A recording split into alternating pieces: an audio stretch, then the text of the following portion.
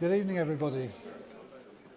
Welcome to this very special event. My name is Neil Juster. I am the Senior Vice Principal of the University of Glasgow, and it's a real pleasure and a privilege to be here tonight as we celebrate the winners of our Young Alumnus of the Year Award for 2017-18. Now, the university first established these awards back in 2001 as part of our 550th birthday celebrations. And it's been truly heartening to see how much it's grown over the years and how the profile of the achievements of our award winners have also grown. We like to think of ourselves as a world-class, world-changing university, and it really is thanks to our vast network of exceptional alumni that our reach extends as far as it does, encompassing almost every corner of the globe and just about every field and discipline of human endeavour. Now, our worthy winners tonight are Mr. Patrick Renner and Miss Susanne Mitschke, and of course I'd like to extend a very special warm welcome to them. And thank you also for travelling all the way from their current home in California to be with us here this evening. We really do appreciate you going to so much trouble to be here in person tonight. Now, Patrick and Susanne first came to Glasgow back in 2014 when they both joined the Adam Smith Business School for their master's degrees, an MSc in Finance and Management and an MSc in International Management and Leadership, respectively. Naturally, of course, they excelled in their studies, but their passion took them beyond the theory of business and compelled them to set up an enterprise of their own. Patrick and Susanne co-founded a company that would ultimately become MindMate with their friends Roger and Gabriella, inspired in large part by Roger's own experiences of caring for his Alzheimer's afflicted grandfather over many years. The four spotted the potential to launch a unique and socially important product, an assistance platform for people affected by dementia, a market that, as they themselves note, is sadly growing all the time. Now, dementia is not just one specific condition, but rather a category of brain diseases that cause long-term, permanent cognitive inhibition, disrupting memory, thought, and even emotions and motivations. Dementia can affect everything from communication skills and reasoning to everyday tasks such as cooking and washing, and it can be distressing, debilitating, and upsetting, not just for the sufferers, but for their loved ones and caregivers as well. The MindMate family of apps provides an effective and compassionate solution to managing life with dementia, based on world-leading dementia care research from our own geriatric medicine department and other experts from around the world. The apps are intended to empower those who feel powerless, improving the self-management skills of those living with these conditions, supporting sufferers and their carers, and increasing the quality of life of all affected by these life-changing diagnoses. Patrick, Susanne and their colleagues first started work in earnest on the idea that would become MindMate in March 2015, applying to several competitions to fund their startup costs and receiving money from the Enterprise Pathway Challenge, the Young Innovators Challenge, Santander's 60-second pitch and the Santander Summer Company Programme. Even at this early stage, the fledgling company experienced early success, winning the SIE Young Innovators Challenge that same summer in 2015. The app itself launched in November 2015, and MindMate has since then snowballed to become the fastest growing assistance platform for people affected by dementia in the world. It has clinched the #1 spot in the Apple Health app chart in 17 countries, becoming the world's most highly rated software among seniors and people living with memory problems. Along the way, it's become a lifeline for over 600,000 active users. So I'm sure you'll agree that Patrick and Susanne are more than worthy winners of our Young Alumni of the Year Award. And even an evening dedicated to such an exceptional pair clearly deserves an exceptional host. And with that in mind, I'd like to introduce you to one of our best and brightest graduates of yesteryear, Mark Logan, the former Chief Operating Officer of SkyScanner. SkyScanner is another great Scottish success story, a company that was formed in Edinburgh by just 3 people back in 2001 and now has offices in Glasgow, London, Singapore, Bulgaria, Beijing, Miami, Barcelona, Budapest, China and Japan. Mark worked for SkyScanner from 2012 to 2017, holding responsibility for its growth, operations and international markets.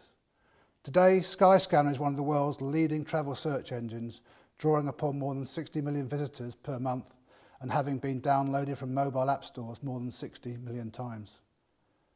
Mark may also be familiar to some of you here in the audience today, as he's also a mentor and co-founder of the Tech Start programme, a support programme for aspiring software-related startups based within the University School of Computing Science. So I can think of no one better to chair this session with one of our brightest digital disruption success stories, and we're very grateful to have him here with us tonight. I know that Mark has some great questions lined up for our guests of honour, but there will be an opportunity during the session for you in the audience to also join in and participate in the discussion. So if any burning questions come to your mind, jot them down and be sure to get those hands up when the time comes. So could I ask you now to join me in welcoming to the stage our award winners, Patrick Renner and Susanne Mitschke, and our host of the evening, Mark Logan.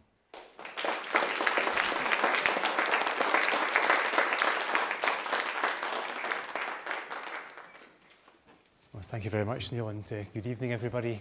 You can tell by the tans who's living in Glasgow and who isn't, can't you?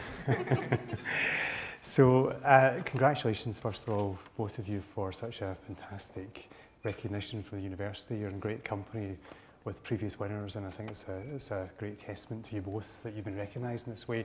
I know that Neil mentioned the Tech Start programme at university, and I know when I'm working with students and recent graduates that so many of them want to know how to start a company. Where does the idea come from?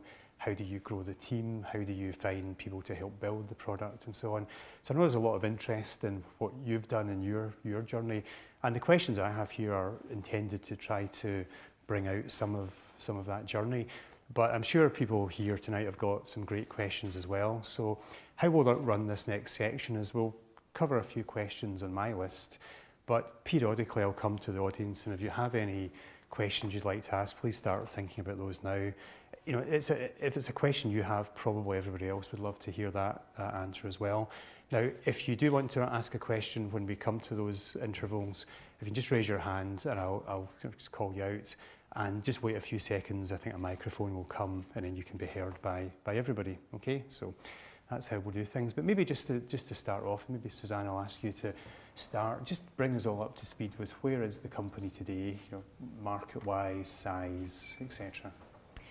So we still have our app, MindMate. However, we see that even though we positioned it very clearly to people with memory loss, memory problems, we see that, you know, as it was mentioned, that people that are 60, 65 without any health condition are start using MindMate, or even people with, you know, different sorts of health conditions like diabetes, COPD, arthritis, etc. Because what we provide in the app is physical exercises, advice around proper nutrition, recipes, also games, and also activities around reminiscence and reminders, you know, mostly for medication.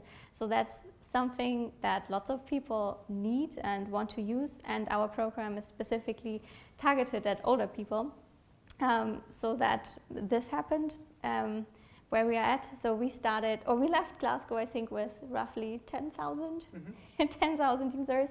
Now we are at over 600,000 users, so that was quite a jump. Also the, you know, the what's the word? That it works. So MindMate works. The University of Glasgow actually conducted a study about MindMate and found out that people with early Alzheimer's disease are actually more independent, can remember more tasks, and actually cope with their life a lot better while using MindMate than people who are not using MindMate, which was also a great success. And we grew the team to 9 team members. Did I forget anything? Yeah, with offices in Los Angeles and still here at Glasgow Union and Thompson Building. Yeah. Great. Well, that's a very noble goal for the business. And we heard earlier from Neil's comments that the idea for the business came from Roger's experiences, and you got together. But at what point did you decide that you'd go from having that idea to actually having a business around that idea? Maybe you could Can you give us that insight there, Patrick? Sure, we actually first met at the Enterprise Pathway competition. That's basically where the three of us met. And that's where we, over the weekend, developed like a first prototype of the app. And then, luckily, we got into the finals of the Enterprise Pathway Challenge and won eventually. And this was our first actually proof point that there's something out behind our idea. And then, as mentioned earlier, we won like a few competitions here in Scotland, which enabled us to have some funding, to get some development help. And I think our aim was always to release the app pretty quickly into the market to see if there's really like demand. I think that was when we first saw like the feedback, the market feedback, the reviews from the App Store. I think that really changed our mindset, and we said basically, hey, let's do it full time and just give it a shot. And clearly, you know, the idea is one thing, but to research and apply the science that I'm sure undoubtedly underpins the application, Susanne, how did you go about that journey? Because I know a lot of students, when they're thinking about a business, one of the issues is how do you find the expertise to collaborate with you, or how did you sort of navigate that piece? So I believe like execution is basically everything, and I think like the whole team is very good in executing, maybe sometimes a little bit too fast in executing new ideas we're having specifically at the beginning, but I think that this character trait of all three of us like helped developing the business, because we had an idea, we executed on it, and then basically got feedback, then iterated based on the feedback, and this is basically how it all developed. And then we also got help from experts. We basically just called people and asked, hey, we're doing this, do you want to help us? And what we found is that usually if you ask people for help and have like specific tasks for people, they usually help you. Very good, and there's a couple of interesting lessons there I think that I've seen in other successful companies. One is don't spend too long speculating, but actually try things out with your users, and what people say they'll do and what they actually do are different, so there's no substitute for actually getting that feedback. And I think the other thing is, if you don't ask, you don't get, so well done on both those counts. And I was speaking to you both briefly earlier, and Patrick, you were explaining this kind of geographical journey you've both been on. I think in your case, you're starting in Germany, studying in Vienna, coming to Glasgow, and then you went on to New York and eventually ended up in LA. And you're 28, that's not bad. Can you tell us about the move to New York and beyond? Yeah, so basically we got like first good traction for MindMate in the App Store, and one day we got like an email from Alex Iskold, who's the managing director of Techstars, like a pretty famous accelerator program, and he actually told us, hey guys, I love what you do. Do you have like 20 minutes to jump on a quick Skype call? And then we actually said, oh yeah, sure, why not? It's like a pretty famous guy, so let's do it. And then we just chatted with him, and we had I think 4 more conversations with like the whole Techstars team. And then one day he just sent us a message with like, we need to talk, with a smiley. And then we just like were like, oh, pretty nervous when the call approached eventually. And then he just said like, hey guys, you are in if you would like to join Techstars. That's basically how we did the move to New York. Yeah, very excellent. And you know what? One thing that I think a lot of people wonder at the outset of an idea is at what point should they try to get investment? How do you even get investment? And it's one thing to have a good story, but it's another thing to get hardened venture capitalists to part with their money. Maybe Susanne and Patrick, I'll start with you, Susanne. Could you just give us a sense of how did you successfully secure funding, if you've done that, and what do you look for in what you would call a good investor? You know, who would you want, who would you not want from that community?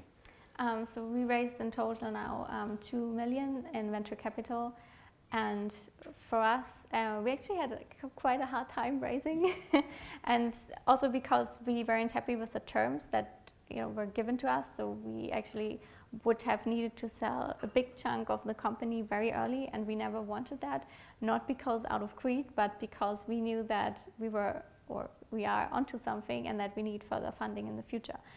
So having the right terms is key, which is why you shouldn't raise too early funds, because you will definitely get bad terms when you raise too early. So first you really need to have traction. You need to show that what you're doing works, that you can also monetize what you are doing, and then you're basically ready, to raise funds. And we basically used the money we got from Techstars in the early days. Techstars introduced us to angel investors who invest mostly in very early companies, but give early companies like ours like very good terms. And one of those angel investors is actually now one of our best friends in the US, and we can call him like day and night when things are good, when things are bad, and he's always there. So it's like having supportive people on board is very important, and also having people on board that are aligned with you. So for example, for us, one fund, Macro Capital, got involved when we had great traction on the app but haven't figured out our business model yet.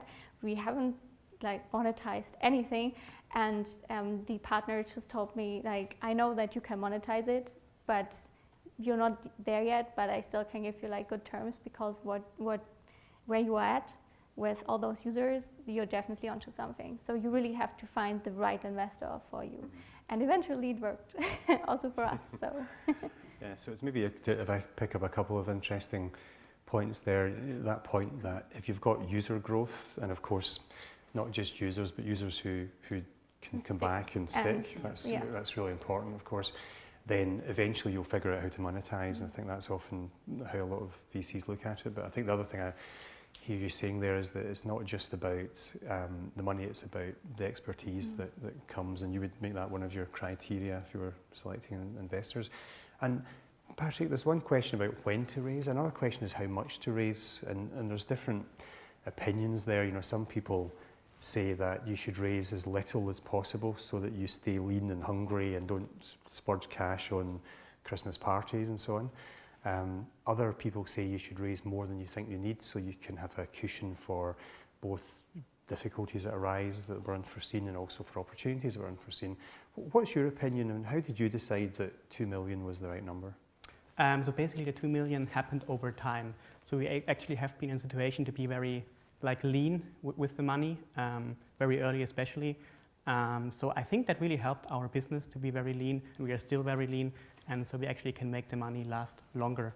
But in general, I would say raise not too much money too early, and because of the dilution you will take in. Because if you're onto something, then you will really regret giving up like the extra equity points too early. Mm-hmm. Yeah, I've heard many Silicon Valley founders really lament the fact that at the point where they sell their business for 2 billion, they're making very little money personally. So that's worth bearing in mind. I'd like to maybe just turn to the other people here tonight. Does anybody want to ask Susanne and Patrick a question? Any takers? Don't be shy. Hi. So I just wait for the microphone to come, please. Hi, you mentioned that you grew your team to 9 people. I was just wondering how you found the talent recruitment process. Did you find enough people with the right skills that you're looking for, or was it a hard market? So I believe finding the right people is probably the biggest challenge in an early stage startup, because obviously you're cash constrained. And finding the right, for example, if you work at Netflix, you get a masseuse like weekly, you get yoga classes, you get Gym pass, food, gym pass, everything. And we basically can only offer some money and some equity, and that's basically it. But I think we found good people, specifically in the US, that come from the corporate world, that found that the corporate world is not the right fit, and that they really want to get involved and create something. And I think that's like a good selling point for us. What would you add? Yeah, I think I totally agree. And we have been lucky with especially like Glasgow University hires, to be honest. We had like a great summer intern who's still with us, so I think we have been lucky. Hi, Josh. So hi, Josh. Yeah, we have been lucky so far. Thank you, guys. Any other questions? Hi, just wait for the microphone, please.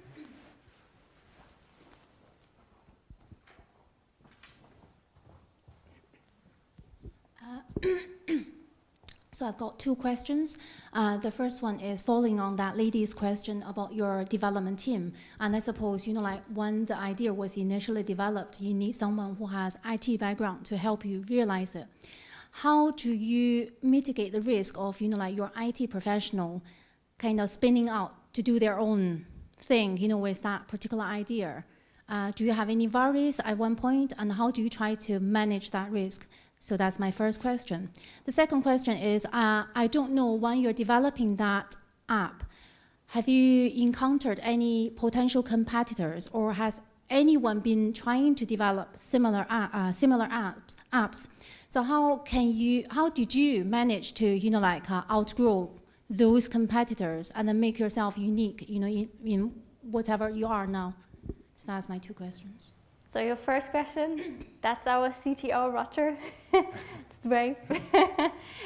He has like all the IT experience and basically developed our first MVP, our first few versions, and then when we had basically enough money, we hired 2 engineers that are with us, I think, since 1 or 1.5 years now. And we can't make sure that anybody obviously hires them, but I think what we give them is like, lots of room to develop also themselves. I think that's very compelling for them, that we listen to their ideas, that they have a say basically in the company. Obviously, it's all stated in the contract. We have IP assignment, we have non-disclosure agreements, and also I think a clause in the contract that they can't work for any competitor or a related kind of business for the next, I think, 1 or 2 years. Yeah, in regards to like other apps, there are definitely apps in the App Store who try to copy or have like a similar approach to the market. But I think it's not a wise idea to just like focus on the competition. You can just have a look what they're doing. But I think if you focus on your execution, I think it's the most important thing, because that's the thing you can control eventually. So I wouldn't worry too much about like competition. What advice you would give, to the people who are actually looking for develop like other sort of apps to increase their success rate? What kind of advice you would give them? I would give them the advice that they should release the app very early to get early market feedback and then iterate the app. I think that's the best thing you can do. Have analytics in place, so you see like the retention rates. All like the analytics part is very important to see if your app is working or not. And one thing that's important is that, unfortunately, your users will lie to you to not hurt your feelings. So they will tell you things like, it's all great, there's a little glitch, maybe you can look at this, but they behave differently. So what we learned the hard way is basically to really just focus on the data and not listen too much to your actual users because of them basically not being honest, because they're just friendly. Yeah, Mark Zuckerberg says that if you're not embarrassed by the first version of your app, then you've released it too late. And I think it's that is true, yeah. that principle. And I think there's another question, Robert, if you've got the microphone. Sorry, it's just behind the person you were at, so you have to come all the way back.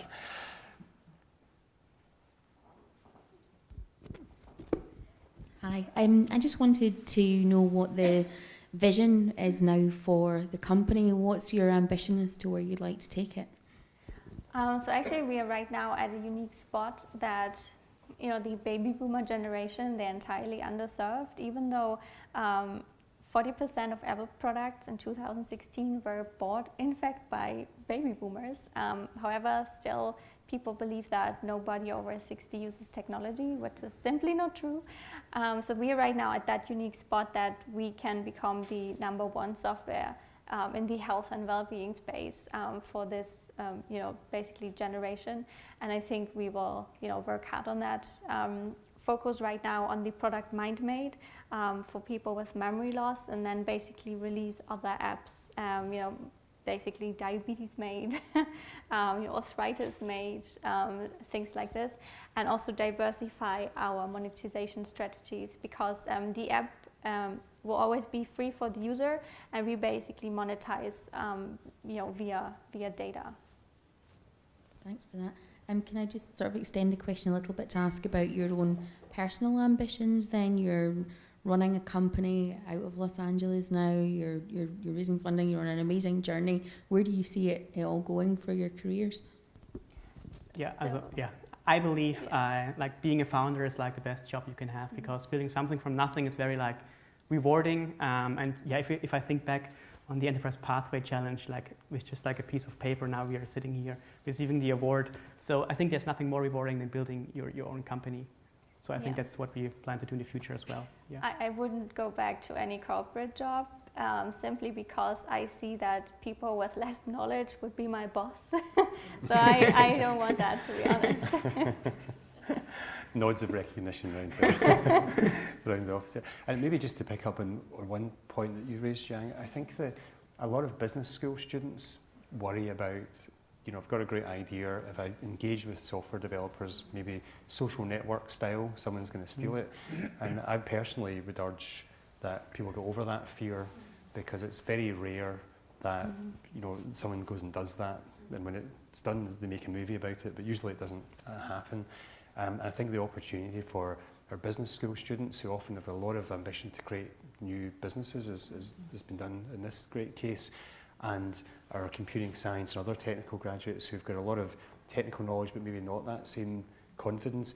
If more of these groups got together, we'd have a lot more MindMates coming from this university. So I'd really urge you to take the risk of speaking to your colleagues in other departments. That's how great businesses form. So, and just maybe building on some of the questions that started to emerge there, as I've learned, hence all this grey hair, it's hard to believe I'm only 27, that there's a lot of challenges come up in business. You think things are going smoothly and then they're not.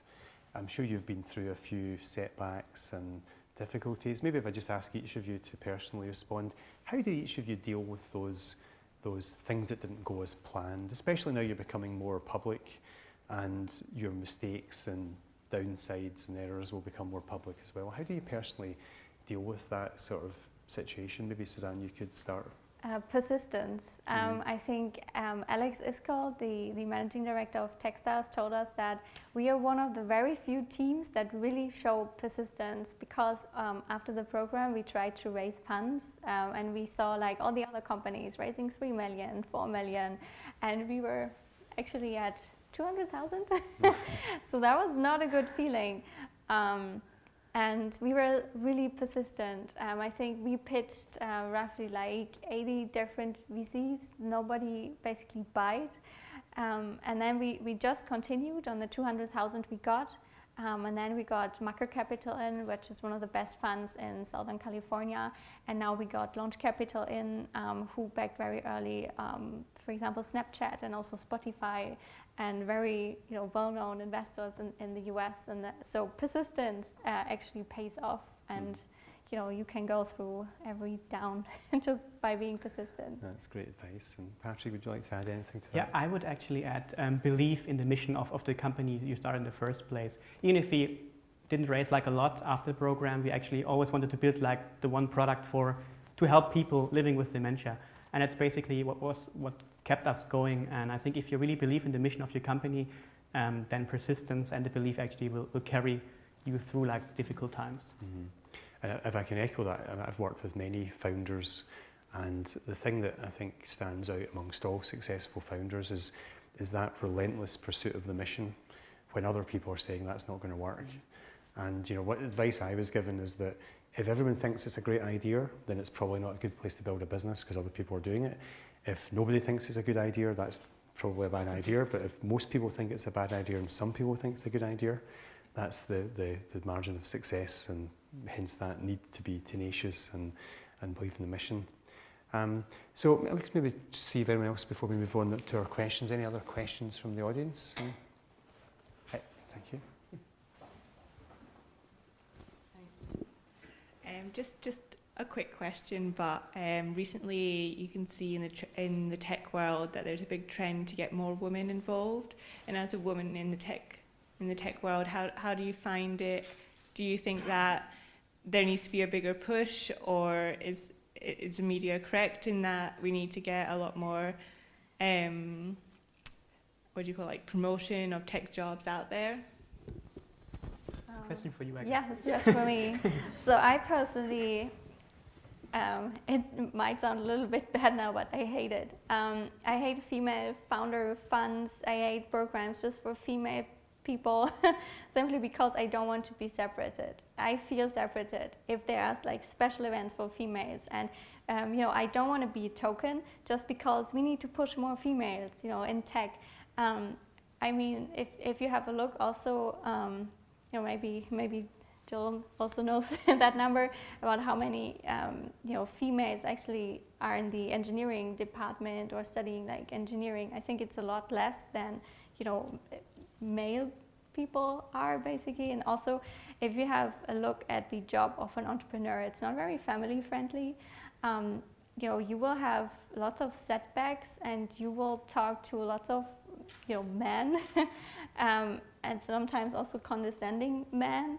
And I think it's a really hard job, and I think that's also why fewer women are actually in that job, simply because it's really hard to be an entrepreneur. And I personally don't, you know, the funds that backed us, also Techstars, they are like female friendly, but not, you know, we need to invest more in females, but by simply, you know, treating females the same as they do their, you know, treat their male investees. So I'm not a fan of that. That's okay. Great, that's a great answer, Susanne. Any other questions? Hi. Just right in the front here, Robert.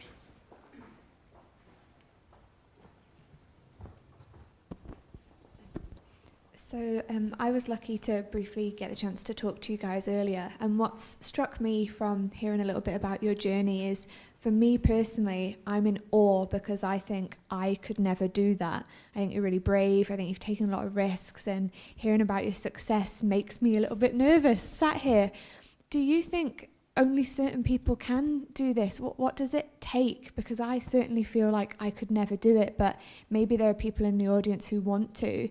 Can you advise us what it takes and the type of people who you think are cut out for this, if there is a type? I think there's actually no type. I think everyone can do it. If you really believe in a mission and you have like a goal in mind, I think you can just give it a try. I think you have really nothing to lose. If you try and fail, you learned a lot. If it goes well, then hey, well done. So I think there's nothing to fear about, really. And yeah, it's not very comfortable to sit on stage, to be honest. But yeah, that's just like part of the job, and I think everyone really can do it. Yeah, I also don't believe if you go to, you know, such events with, you know, also VC-backed startups, so those summits, then you see like very different character traits. And what I also, you know, learned is that the loudest is not necessarily the most successful one. So I think what you need though is that when somebody is trying to, you know, pull you down, and if you are down, then you really have to, you know, stand up again. And I think to have the courage to stand up, or even disagree with somebody that, you know, has 20 years of experience in tech and tells you that this is not working, and you tell this person that it is working, because I think that takes also some courage, and I think that's what you need. But it's not that, you know, you have to be loud or you have to have like a certain background. I think you also learn that over the time. And have either of you ever had that feeling that your question just expressed, that I can't do this, this is getting too big and difficult for me? Has that ever hit you, and what did you do to deal with that? Because I think a lot of people feel that, not just in this context, but if you look around any company, you see people who've just been promoted, suffering from that imposter syndrome, as they call it, and so on. Mm-hmm. So has that happened to you, and how do you each navigate those feelings? Always. Always. Always, yeah. It was very, very hard at the beginning. After we graduated, like everybody got like amazing jobs at McKinsey, BCG, got like huge paycheck, and we were like sitting with our 800 pounds, you know, per month, basically, crammed in like 4 people in a 2-room space, basically, which was not ideal. But now I think all the hard work really paid off, and as we grow, obviously also our tasks change. What we do now, we have to manage people, and we have to manage people that have more work experience than we have, that are a lot older than we are. But we have like very good investors, very good mentors that actually help us transition and tell us that, tell us basically a little bit what to do in certain situations, and tell us that we're doing a good job. And I think that helps a lot. Yes, indeed. And Patrick, would you like to give your thoughts on that? Yeah, actually, I believe growing is kind of scary as well, because as I mentioned, hiring is pretty hard. And if you then hire, let's say you have like 9 people on your payroll, and you actually have to meet the payroll eventually, because families depend on it, and you actually have like a lot of responsibility, which is sometimes a little bit scary. So yeah, you have to be really tough to actually run a business eventually, if you grow pretty quickly. And if I can add one comment to that, they say in chess, if you play a game of chess and you're trying to beat the other person and you lose, you still walk away from the board alive. So if you start a business and it doesn't work, then actually you'll probably find you're more employable because you've got this experience, you've shown this gumption to try. So if the worst case scenario is okay, then everything else is okay above it. So I wouldn't be as worried as, don't over dramatize it, just go and do it. And you'll be up here next year. Any other questions before we return to my list? Doris?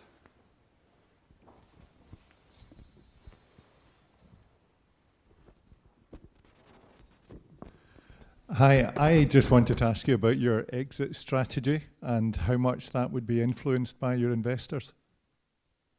Actually, there is no exit strategy. Our investors are totally fine with us growing the business. And obviously, an IPO is amazing, as you probably know. But if it's not an IPO, then it is probably, an exit by being acquired, by another company, like a pharmaceutical company or an insurance company. But I think, specifically thinking about an exit strategy that early for me, it doesn't really. It shouldn't be basically the main focus of a founder. The main focus of a founder should be growing the business, and then the exit strategy basically will come. It's interesting, in SkyScanner's case, Gareth, the CEO there, was under lots of pressure to sell the business when it was worth £6 million, when it was worth £30 million, and he didn't. And I think a lot of CEOs and founders sell too early. And I think in Scotland especially that's the case. And I really would commend your sentiment there, Susanne. I think if you're mission orientated, you'll take it an awful long way. If you're exit orientated, you'll sell your business too early and never achieve what the mission was intended to achieve. And maybe moving to a more personal perspective, for each of you, who would you say are your inspiring either business figures or just life figures that have helped you find inspiration when it's been needed? Maybe Patrick, you could start. Yeah, sure. I really admire Elon Musk, to be honest. Not because he's well known. I think he really believes in missions. So if you look at Tesla, he's believing in the gas-free car, for example. If you look at SpaceX, he wants to conquer the Mars. And if you look at his battery company, obviously he wants to push solar. So I think that's really a person I admire. And obviously I grew up in a great family, so the family is always an inspiration point as well. I'm totally in love with John Ledger, the CEO of the US CEO of T-Mobile. I think he's an amazing guy, and I think he's completely restructuring the role of a CEO and being a cool CEO of such a big company. And I think he is helping T-Mobile specifically in the US a lot to grow and be hip and young. So I think he definitely has what it takes. And what would you say each of you is, obviously I can tell you're both very humble and very careful not to declare success too early, which I think is a great quality. But so far, what would each of you say you're proudest of so far about what you've achieved together?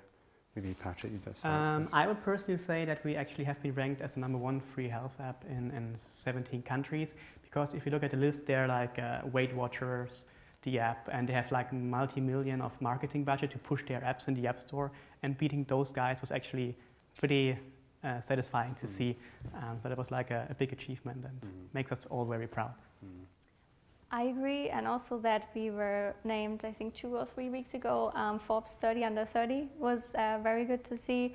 specifically like, hey, Forbes knows what we are doing. So yeah. Very good. I'm hoping there's a Forbes 49 under 49. That's not quite as catchy as it might otherwise have been.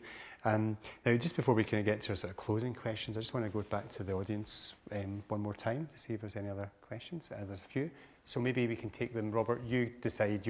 Everyone's up that end, so Felicity first. Thank you, and hello. I wanted to ask you about what you might foresee as the potential role of MindMate within the health sector. So both from a point of view of how far do you work with medical researchers or researchers in the field who are trying to support people who are suffering with dementia or people who are looking to find ways to prevent dementia or offset it, and also how far you would want to think about your products being a central point for referral for people within the health sector, or to partner with public or private health sector in any way? We're actually doing lots of work already in the health sector, so we are using our data for good. So what we do is we refer our users that opted into this tier to clinical research. So we actually already do our little part to find a cure for Alzheimer's, dementia, and those cognitive-related diseases. And on the other side, we are already working with insurance companies as well. Would you add something? Yeah, I think we, as you mentioned earlier, we got like a first study with Glasgow University, which like was the first proof point that the app works. And I think the big mission was always to basically have MindMate as like a treatment tool for people suffering from memory loss, basically to help them better cope with the disease and hopefully prevent it in a later stage. I think there was two other questions this end, Robert, if you want to. Hi. So, I mean, given like any business, like the main point of a business is to make profit, and you mentioned that MindMate was also a free app. So how as a business, as MindMate, do you make profit? And secondly, you mentioned that you intend to go further out into the healthcare industry, like into diabetes mate, etc. So do you intend to go to these various industries by funding via venture capitalists, or are there any other ways that you raise funds to venture out? So we actually had our first profitable month in January, which is obviously also quite an achievement. And we monetize basically our data already, and that works very well. We currently use like one strategy, which is patient recruitment for clinical trials. So even though our users are not paying, we're getting paid usually by research facilities, by pharmaceutical companies, as well as by insurance companies, and in the future, hopefully also by healthcare providers like hospitals, physicians. Yeah, and the second part of the question was how we planning to expand. Yeah, it will be probably via further funding rounds in the future to build out like our product line. And Kirsty, did I see your hand up? No, sorry, person in front, sorry. Hi there. I was actually just wondering on the basis of you starting your app in Glasgow, do you think Glasgow, well not just Glasgow, but Scotland was a bit of a restriction in order for it to grow your app? Do you think that obviously you're in the US now, possibly that actually made it better or is more aware for your app for followers and for users? I believe access to funding is quite hard in Scotland, especially when it comes to like business angels and VC funds. Where Scotland is pretty good is like in the very, very early stage with startup competitions where you can win some money or even with grant funding. So I think starting a business in Scotland is a very, very good idea. And if you really want to expand it, at some point you have to target the US market. And that's basically what happened to us, because obviously I think 50% of all clinical trials are done, for example, in the US. So we actually had to eventually expand. But we still have all our engineers, for example, based here at Glasgow University. So yeah. Yeah, and I would add that it's basically a fallacy to think that just because you have your business in the US, you will be automatically successful. It really heavily depends on the market you're going after, and I believe that the UK is actually a really good market to start at.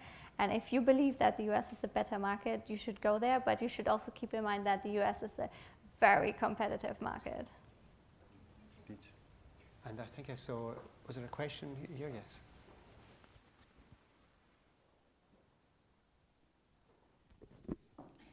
I have to say, I think your app's a really good idea. Obviously, modern healthcare is going to become increasingly digitised, and you've come in at a really good time and found a niche for your product. But I was wondering, you mentioned that you were hoping it would become a treatment for dementia, and I was wondering if you're aware of the regulations around medical apps.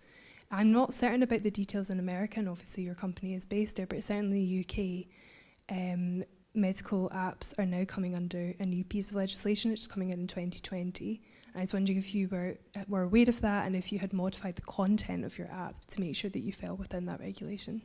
So yeah, we always try to obviously follow all the regulations, and I think before we have the product as like a real medical treatment, we need more of our own research. We have started to do that, but it will take probably 2 or 3 more years to be ready to offer it as a real treatment. For us, for now, it's just more like a self-management tool to better cope with the condition. Any final questions from people in the crowd today? No? Well, just to get to a couple of final questions from me, I think first of all, I understand you're offering an internship of some form. I was asked to ask you, so I'm going to ask you, Susanne, what's the story there? Yes, we are offering an internship basically to help us with all sorts of running the business, specifically on the marketing and sales front. And is that based here, or what? Yes, if people here wanted to apply for that, is that something they can? Yes, it's based here in the Thompson building. Okay, yeah. how would someone follow that up if they wanted to? I think it's there's a link online. Okay. Yeah, glasgow.ac.uk/internships, nice and simple, and it's open to undergrads year 2 to 5 across any degree. So nice open mind towards recruitment and not pigeonholing people based on what they're studying, which is great. And a very concise advert there. It's very impressive. Unrehearsed. And that actually is unrehearsed, which is very impressive. And just as we come to the conclusion, now obviously you've both kept your ties to the university quite tightly, even though you're now so internationally spread out. And you've now, as part of the success of MindMate, received this great recognition from one of the oldest universities in Europe, really in the world. Can I just ask you each personally, maybe Patrick, you can start, just what does the award tonight mean for you? I think it's actually a pretty big deal, to be honest, because if you look at like previous winners, Emily Sondé, Olympic gold medalist winners, so I feel very humbled, to be honest, to be like on the same list or award receiving part. So yeah, it's really like a real honor. And also I think kind of I think we also have to give back, because that's obviously part of being like an award holder, to basically help the next generation of entrepreneurs starting their business. So I think it's also part of the journey. Suzanne? Yeah, I think it's a great honor. So thank you very much. Specifically because I mean, Glasgow University is also one of the best universities in Europe and also the world, and very well renowned for the academic research. Basically, Glasgow is doing. And like honoring people that are not in academics is, I think, pretty great. And what would your final words, each of you, and Susanne, I'll ask you this first, to people here tonight, what would your final advice be to anybody who wants to follow in your footsteps? I know you've talked about some things like the tenacity, persistence, which is great advice, but any sort of parting words that would leave people leaving tonight with a fire in their bellies, as they say, inspired to follow what you've done? Oh, so yeah. what would you say? Okay, so my piece of advice, probably not as inspiring, but it's very important, that it's actually about advice, that you shouldn't take advice from anybody that hasn't done what you do and hasn't been there, basically, because, for example, we got lots of bad advice from very successful business people, but that haven't been in tech or in basically the app industry, and also not in the healthcare industry, only because you have a very successful business in selling some sort of software doesn't qualify you to give an app startup in the health tech space basically advice. That's my personal opinion, and I think that is very important to keep in mind. Mm-hmm. And how do you steer the ship then? Do you seek out people who've done exactly what you're doing, or do you just kind of sort of figure out for yourself? Yeah, mostly it's, I have like a bunch of questions where I already know the answer to from successful people like Alex is called, or our investors at Mucker, or also our investors at Launch, who backed very successfully already like other app startups. And I basically just ask those questions and see what the answers are, and then I know if people know the space or don't know the space. Okay, thanks, Susanne. Patrick, would you like to? Yeah, I have more like a general advice. I think there's no better time to start your own business than after graduating, because you're still very lean, you don't need a lot of money, you don't have like a family who depends on you. So I think it's definitely worth a try to start a business after university, after graduating. And with all the support available through university, through the Scottish ecosystem, I think there's a really, really good chance that you can make a success out of it. Well, that's great advice, and I'm sure that like me, and I've been in business for quite a long time, but nevertheless I've found your answers inspiring and educational, so I'm sure, like me, everybody else feels the same. So I think maybe just a round of applause for our two winners of the award tonight. So well done.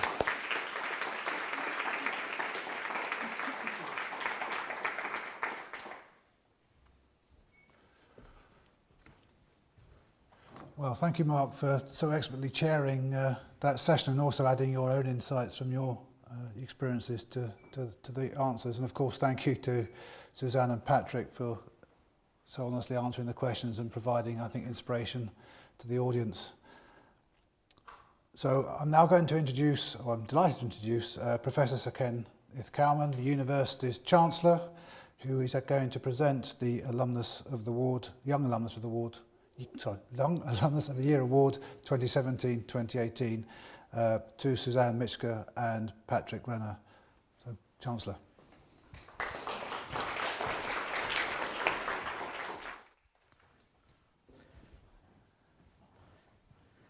Thank you very much. Can I first of all say just how much I've enjoyed the evening so far? And there are perhaps 2 or 3 reasons for that. First of all, with my own particular health background, both as a sort of public health physician and a real physician, what struck me most was that I've just been asked to write a few words and say a few words about the health service in Scotland. It's 70 years this year since it started. And just last night I was going through some things that might happen and could happen in the future, and one of them is the development of apps.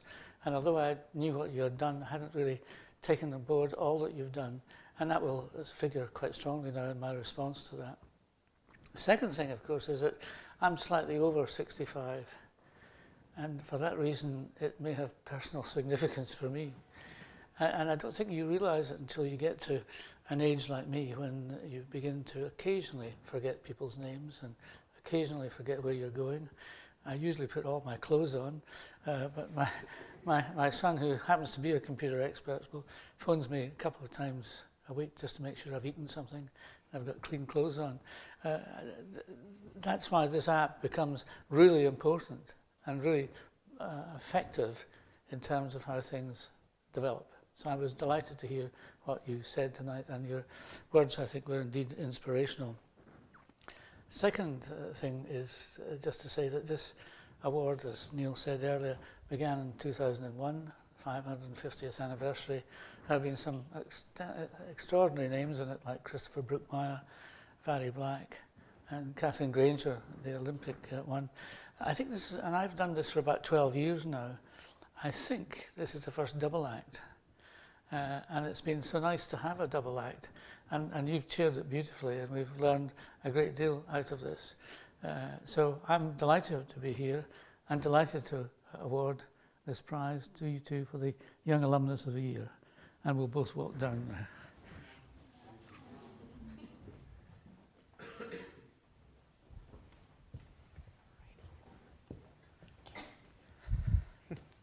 Congratulations. Very well done. Thank you very much. Thank you. Absolutely delighted. Thank you very much. Well done. Thank you so much. Well done. Well done. I think we have to take Ladies and gentlemen, our winners.